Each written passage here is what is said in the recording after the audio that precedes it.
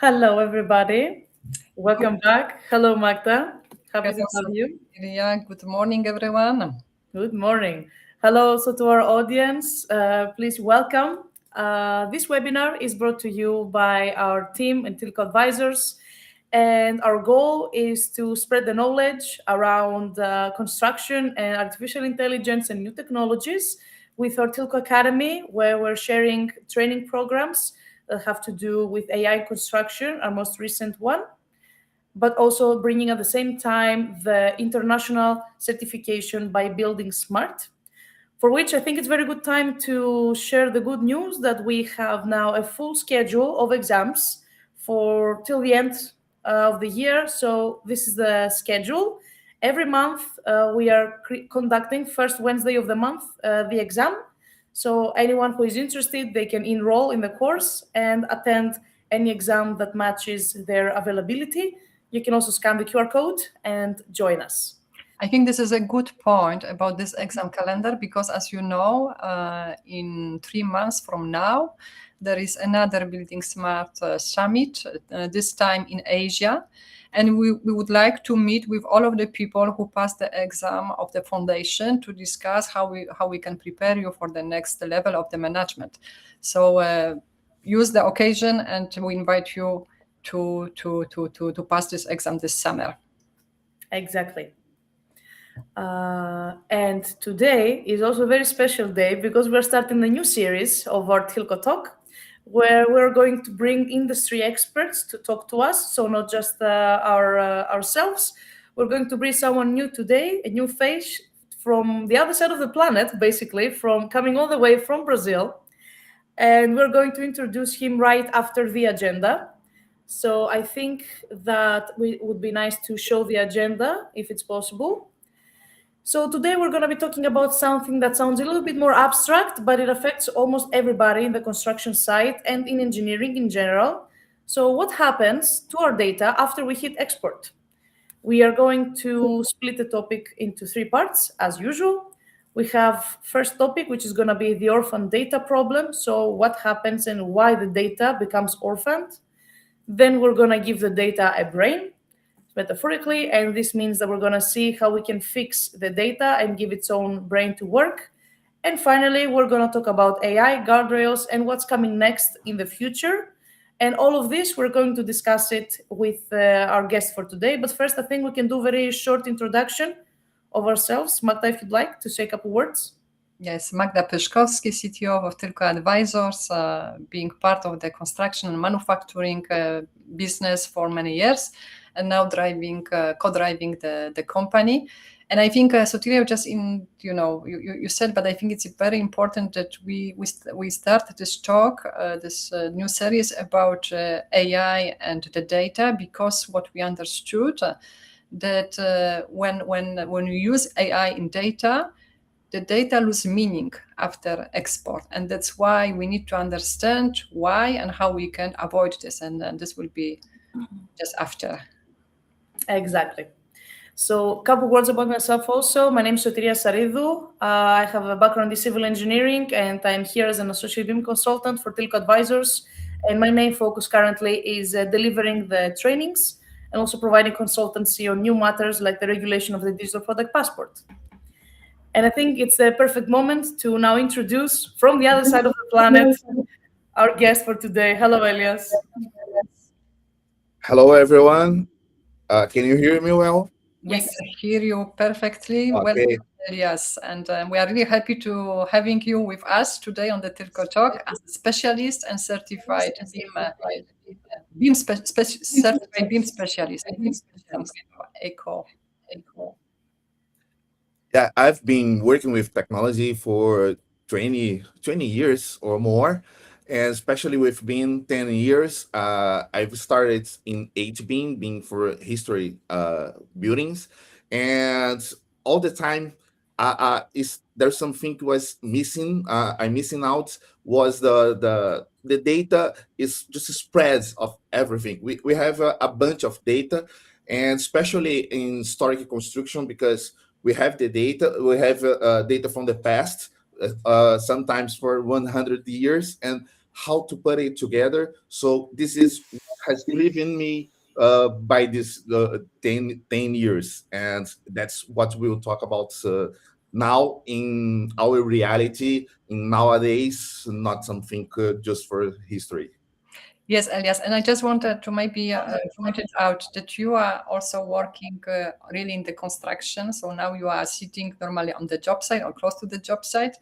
As we said, we're trying to get the best specialists, and we really would like to understand about the data, as you mentioned, the orphaned data, what's happened when we have the export of the files, and then we still exist, but we lose the relationship between those files. Yes. The first thing I want to point is that modeling. What is exactly modeling? Because nowadays, many people says, okay, modeling is creating a 3D data and export it IFC. That's not exactly modeling at all, because modeling is just giving the data a semantic. How can I say that? The data that belongs to. For example, if I have a door, I want to I need to tell the machine that is a door, especially nowadays because we have AI everywhere, and it's difficult to use AI if that's not that the data has not the meaning, they're not semantic. So what can I say about orphan data is when you have a lot of softwares in the field, you have Microsoft projects, you have Autodesk Revit, you have Graphisoft archives and others, not just BIM software, but other software. For example, here in Brazil, you use WhatsApp, the meta communicator a lot. Everything is at WhatsApp data, and important decisions are there, and we can track it. We can track the data. This is what I call orphan data. Important data that is generated outside of the BIM context or inside the BIM context also, but you can track it. You can put it together. That's the main idea of orphan data. Okay. So we understand that we have this orphan data, but when you put AI on this is what's happened nowadays everywhere. What's happened to this data, and how it's impacting really the project itself? Yeah, you got a mess. There is something we say a lot in AI organization is garbage in, garbage out. So if you have a lot of data that not semantic, you can't track it. You give it to the AI, especially because nowadays we have generative AI. They are probabilistic tools. They're not deterministic. The AI doesn't know what exactly its handle. It just guess. It's it's causing a math. It's a math stuff, and it doesn't know what is it. They just guess. But when we give the direction, so this data is something like this. This is the what we call semantic. It says, for example, we have a chat, WhatsApp chat, but just a normal chat, and in the chat, someone says, take this bin. This bin must be stored in the site in this place. This is a decision. Someone decided to store the bin on the site. This is a decision, and this is a important data, but it's instructor's data. It's on the chat. So if someone asks it later, or you want to see the organization of your site, where you don't know this data because it's in the history of the chat platform. So and AI can't guess about that because AI can read this or can't read. You can know because it's probabilistic. And do you think that this problem is more of an industry-wide problem, or is it something that hits, let's say, smaller companies or larger ones more? It's a problem for everywhere. Even multinational industry with a lot of protocols and a lot of standards can feel into this. I have worked with huge companies before, and also with a small company like a small officer, architecture officer, and this problem is everywhere. Yeah, so this is and I think this is what we're trying also to understand and somehow provide maybe some kind of ideas or for the recommendation how to structure the data in a way that we don't lose it and that we don't lose the context of this data. And I think also would be nice to ask our audience as well. I think you hear some echo though. Do you think maybe we can mute the microphone to see where it comes from? Is it mine? I don't know. Can you try to maybe mute a little bit to see if it's your microphone? Okay. Okay, we don't have echo now. Yes, I think we managed the technicality during the webinar about data. So, but this is the technical stuff, right? So it's it's okay. So yes, so Sotiria, you asked that yes, is this problem for the big company, for the small company? We said that this is for everybody. I think for me, it's also some kind of. It's not about also structuring the data, also, but of the governance and of the data. But maybe this would be a topic for another discussion. And also, I think it would be nice to also have the questions sent to our audience, because probably everyone who is attending, they are working in some company, to see if they work in a big company or a smaller company, and see if they also face the same problem, because different countries have different issues. Some are more advanced, some need more, have a longer way to go. So it would be nice to also engage with our audience and see if they can share something. It would be really great. Exactly. This is what we are looking for, also to get the insights from everybody who is attending the webinar and to get more insights. Okay, but just in the meantime, so we think that knowing that this is a problem, so how we can solve it, how we can give the brain to the data. Okay, so let's move on to jump into the second topic and ask to our guest, Elias, if you had to describe this phrase that Magda just said, giving the data a brain, to someone who doesn't have a technical background in the beginning, how would you put it? And then if you want, you can also show the more technical side of the topic. Yes. First, I want to tell you a history. Just a small history. Is now, for example, I am guiding. I'm finishing a job site where the construction was already has already started, and the last engineer has kit, and they asked me to continue the construction. So I've just arrived there, and there are a lot of data, of course, a lot of files. Of course, the data is not exactly unstructured because it's taxonomy, and the folders, everything was organized. But even with this kind of organization, well, it's difficult to find something. For example, if I want to know which how can I say, which steel skeleton has changed during the construction phase. So what is the first, and what was changing? Because as built is not exactly real time, only on the end. But I want to understand the what has changed in the construction.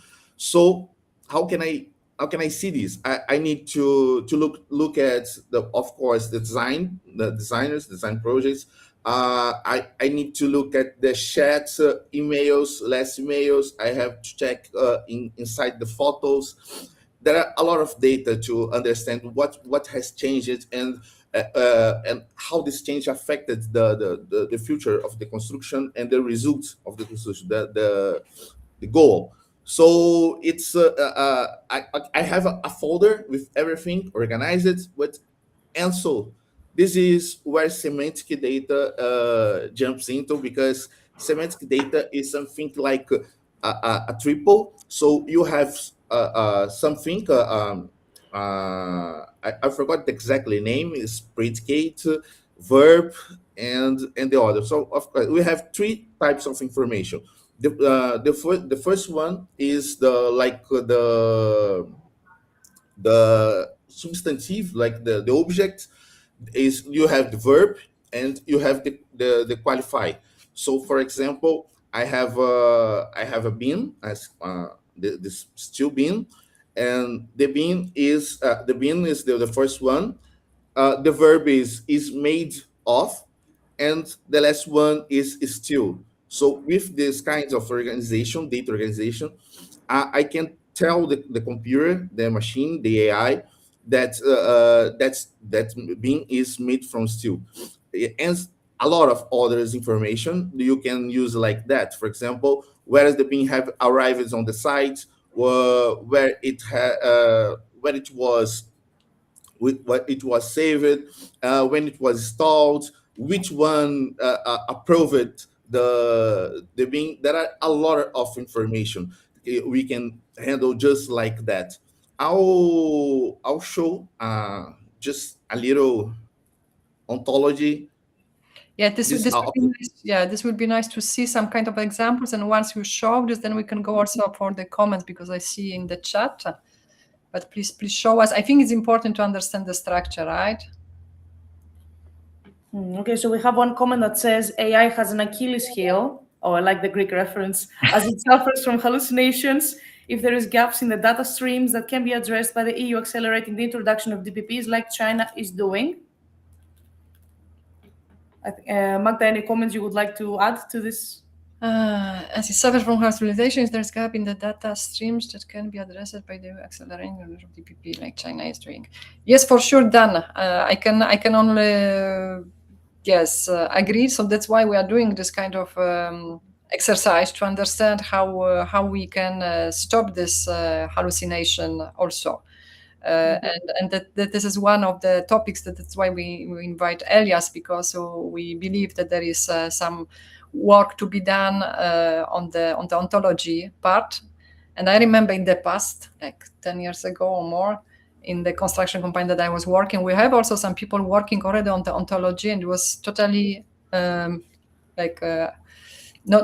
usual concept. But Elias, you want to show us something, right? You want to share the screen, right? And then we go for the comments. Yes. For example, I know it's scary because it's a lot of information on the same data, but this is exactly how AI can understand what is reading, what it is reading from the information. For example, here is. Elias, we don't see. Can you share the screen on this on the? Oh, really? Screen. No, we see you, which is great, but we don't see the screen. Okay, I'll try again. This will be, I think, easier for us. Mm-hmm. And now we see, and it's a little bit small for me, but maybe it's for others. It's okay. But we already see your screen, so maybe you can just guide us through this.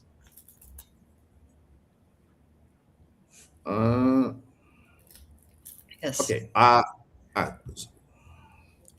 Better?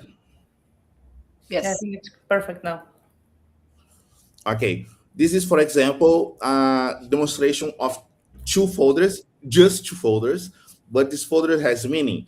For example, this folder is storage local, is the root of the information, and we have this kind of information. So we have identifier, we have the title of the folder, creation date, description, and at last the location where it is located in your file. So you can see all this information. It's structured, and when AI reads it, AI can understand exactly what is don't hallucinating, don't trying to guess, because it is exactly written there and helps a lot. So this is just a folder presentation.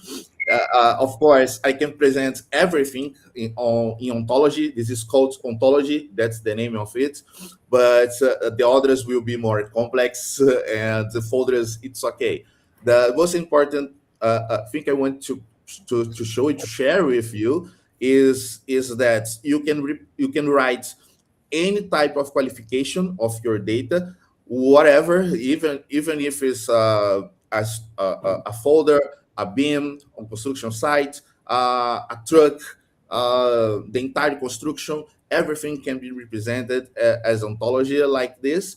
And the second thing is these names of the qualification of the data, it's not random. They are exactly, they are published for large companies and companies, universities, and ever publish all the time. And you can publish your ontology too. This is, for example, this is ontology of my project, Onto BDC. Onto BDC is the project that can read the data and understand and make it together. It's based on ICDG standard.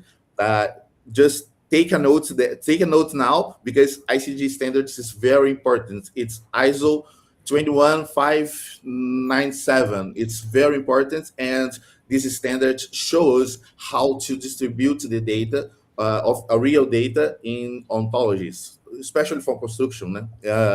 This is especially for construction. Well, I hope you are not scared. No, with I just wanted to ask about this this standard, because I understand that this is framing what you are showing us as an intelligent envelope with the relationship between the files. This is and this is standardized, and I think this is about, as we're saying from the beginning, data is about standards, and this is the way how to do. And I think this all this really great presentation brings us perfectly to the third topic, which is about the guardrails, the AI, and what is coming next. But before we jump into the question 6, I think it's nice to see the comment from Dan. Yes. He's saying that all the actors in the AEC and FM sectors should be able to access the subset of knowledge important to them at that point in time via a simple double click on a BIM object or a scan of a GS1 asset tag. I think this is the end goal, actually. Like, this is the industry with all the new regulations, the ontology, and all the new technology that's coming in. I think that this is the final goal, to have the information easily accessible on a double click. So I find it very nice. Yes. Let me add some comments about it. Not only the double click. Remember, we also have natural language. That's the most important AI stuff AI can bring to us. So, for example, you can have a phone, and you can talk with AI on the fields, on the site. So you can you see something, you can take pictures, send it to AI, and ask in natural language. So what is it? What the decision drove us to this situation right now? This not the double click only. So natural language is the most important goal we are trying to achieve right now. And so what I wanted to say earlier with our 6th question for today is, based on what you presented to us, how do we know that this structure is actually stopping AI from hallucinating? And also, how do we make sure that this data has not been tampered with? Like, how is this information secure, and we know that it's not tampered with or misused?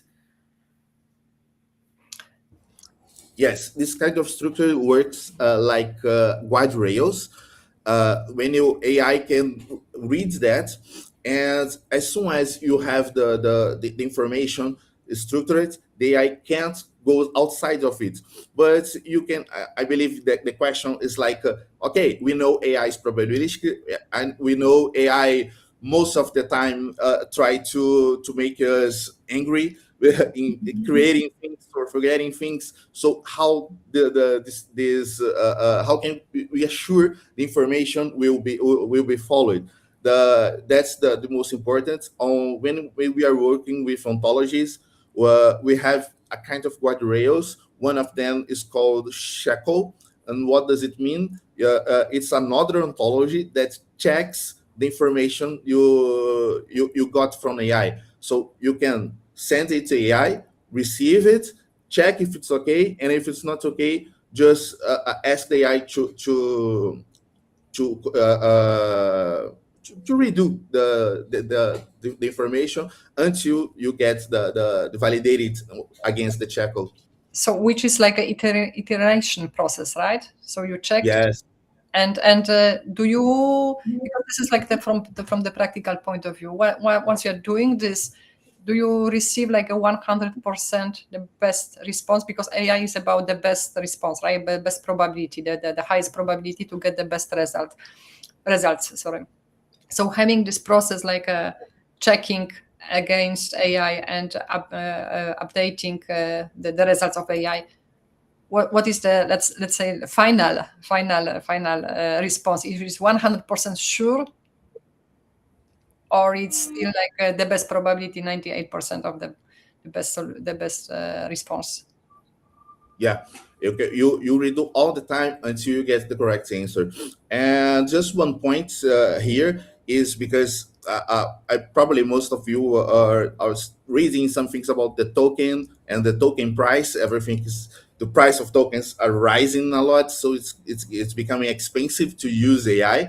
And you can think, so if I do it all the time, the probably I will pay a lot of it on my generative AI provider, but not exactly, because when you redo, you can ask redo just small parts, and that how can I say that pipeline you use it to train the AI. You can reuse it outside of the AI also, because as soon as you have the ontology, you can use vectors, embeddings, and other math technicals to uh, uh, to walk on the same path you walk with LLM without using extra token. Exactly. But this is a good point, I think, for the people who are starting the journey with AI and on the construction of the ontology. I think we have another comment. Maybe it was one of the first, and probably it was referring to the one of the how hard it is to actually start using this kind of structured data approach on the real project in a small company, because you are working for the now. I think you are replacing somebody for the big huge project, if I understood well, but in the small company, well, I think it would be nice to get this feedback. Yeah, unfortunately, it's hard because you need the ontology knowledge. You need a lot of information, years of studying in it. So, but don't give up, because that's just as a small merchandising here. I'm developing a tool that it was called InfoBeam, and this tool will help and guide everyone to use this kind of information without knowing about ontology. But the great part, this InfoBeam is free and open source and written on Python. So you can read, you can understand, you can you can change it, you can contribute. It's totally free and for everyone. So it would be easy as just typing some codes on your computer, and the information is structured like that. It's a great tool indeed, and I think also like finding tools like this and the people who create them, and also staying educated at the same time. It's as Magda always says, like we need to keep studying all the time, stay in the new things, how they're coming. So I think also great opportunity to mention again that we have the AI in construction training. So for people who are interested to get to work and start seeing how things are working, it's a great start in the Tilco Academy, self-paced, online. So for the people who are interested, we will be very happy to have you with us, joining us into this new journey of AI. and at the same time finding out the great tools developed by people who have done the studying and they are in the industry. I think it's a great combination to have. So Elias, before we close, like a quick final thought. How do you see this heading in the next few years, next 5 years, 10 years? How do you see this evolving? Yes, I believe engineers, construction engineers, and architects can't hide anymore from AI. Can't hide anymore from basic knowledge of Python scripts, from how AI works. That we must understand it. We must study. Of course, I'm not saying that architects and engineers must become experts, AI experts, computer experts. No, it's not that. But must understand the basics, because there's one part of the problem is, for the last years we just trusted on huge software vendors to create what we need to, but it's not possible. The world is huge. We have a lot of situation. We have a lot of needs, and the software vendors can't cover it all. So sometimes we need to create our own information, our own tool to cover the exactly situation we are working with. And as soon as we have AI, generative AI, we have the power to create it in quickly and without studying a lot of stuff. So we can take this course the course we have presented before, and we can understand it and how exactly AI works. And you are ready for the future. We are ready for the what is coming, because no one knows what is coming. If someone says, okay, I know in 5 years, we will, no, won't. No one is coming. But you must be prepared. And education is the better way to be ready for what is coming is education, understanding the basis, and know exactly what you're doing and exactly what your AI tool is doing. Yeah, thank you for this. And I want to just say that this is education, and I see this on the different levels. So we have an education about standards. This one. We have an education about process, how we use this also standards in the process in the openBIM, and then we have this data validation and structuration. What you have shown us. Areas, and I think this is like a combine. Also, we're trying to combine this knowledge to have the best of the of what we have on today at our disposal. And this was one comment as a civil engineer student. How can we best prepare for the shift towards openBIM, ontologies, and AI before entering industry? I think maybe Sotiria, you can send, because you are the young professional. Yes. And you are just leaving this journey, so it's the best that you answer. Yes, it's something pretty close to me since I'm very fresh professional. So what I think that the best thing to do is, first of all, to engage with the people that have the knowledge, because I really think that no matter how many training courses you go through, if you don't engage with people, it's the most important thing, because these people can then guide you into the correct way. For example, before I met the people that I know today, I wouldn't know that, for example, the Building Smart Foundation certification, the one we are currently offering, is important, and it's a great first step to get to know everything about BIM, openBIM, the standards, and how things work. It's a great way to start. And also then we have the AI construction. So if you know the people who are working already on it, they can guide you into the correct way. Because let's be honest, we know that BIM trainings, AI construction, not so much. We created the first one, but for the foundation, for example, there are so many courses for BIM that it can be chaotic and it can be very strenuous for a student and a young professional, especially for the people who are not taught in university about BIM. Like my university did not have anything to do with BIM, so I had to find out myself. And speaking to the correct people is what moves you forward, I believe, because they can show you the correct courses, the correct form to follow to be competent after in the market. That's why we have Tilko Talk, and we have the specialist Exactly. We are really happy that you are our first guest opening the Tilko Talk on the really expertise level. We're trying to make it very, let's say, lighter version, because the preparation was a very hard version, very to the details, but we will follow on this topic for the audience, maybe, in terms of the course or something, but we would like to follow also and show also the development that Elias did. It was shown already, by the way, I think during the Porto Summit, during Hackathon, if I remember well from our first conversation. But I think ontology, this approach is something that we need to really understand and how to implement this. So this will be like a follow-up from our side also to bring this knowledge. We've got the thank you for Dan. Thank you, Dan, also to being with us and challenging as usual. I really like this. And Elias, thank you for giving us all of this information, like a first level, like top level of the... Yeah, just the surface, because the surface. We are already on here, but we'll go slowly on, but for sure.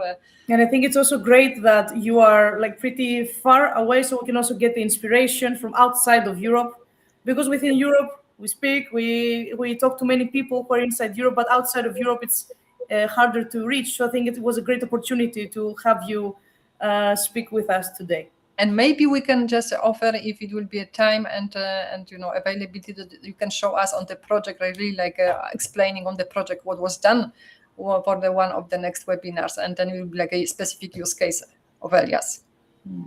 Yes, I can show it's working exactly how I started. How can someone can start it also your own project, scan the data, all of that.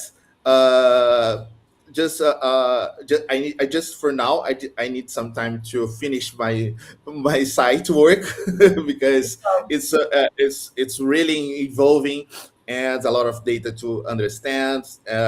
But first, of course, I will, of course, without saying the name of the company, but I'll prepare a showcase, and maybe we can talk again, or another kind of presentation. Yes. Will be a pleasure. That would be awesome. Yes, let's do this. So we have a plan for the next follow-up.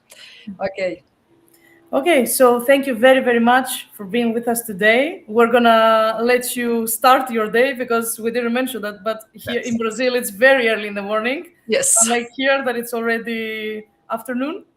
So Magda, also thank you very much for being supportive always here with us today. And very big thank you to our audience for staying. We even stayed a little bit longer than usual, but it was nice because we had a lot of conversation flowing, and it's nice because we see that the people are interested, and we're happy to share topics that are interesting from all over the world. Yes. So and we will see you again, everyone, in 2 weeks. Make sure to follow up, because every 2 weeks we have the Tilko Talk, and next time we're going to have a new professional joining us for similar topics and interesting ones. Yeah. This time, I think from Poland, and Camila, also thank you from the support of Camila, who is organizing and making this happen, this magic, that we can connect between Brazil and Europe and talk about ontology and semantic. Yeah. Yes. Thank you very much. Have a great day, everyone. Thank you. Bye-bye. Thank you so much.